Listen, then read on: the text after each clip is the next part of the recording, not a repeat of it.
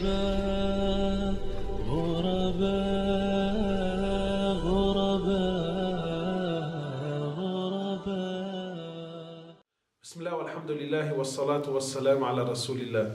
The month of Ramadan is the month where everyone wants to do good and everyone wants to have some change and everyone wants to do great things.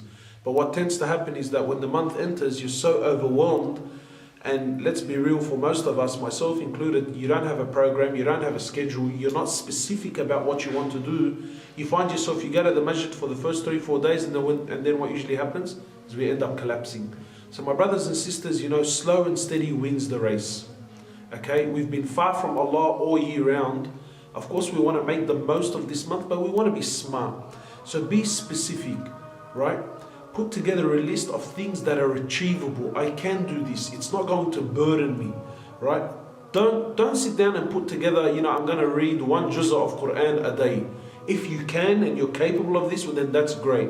But if you're someone who struggles to read half a page, right, then putting down a goal as a juz, it's not going to happen. No one's going to. So be specific.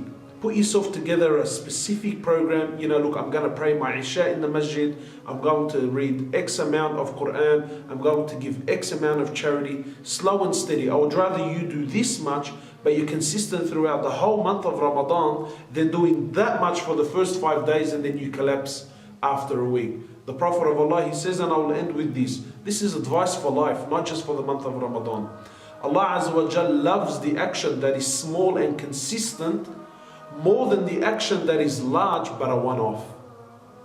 So be smart, don't worry, give yourself a solid program that you will not do less than this. This is my minimum throughout, and then whatever you do on top of that or extras to that, we ask Allah subhanahu wa ta'ala to accept. And inshallah ta'ala, I hope that we can take this advice and bring it on board. Jazakallahu khairan.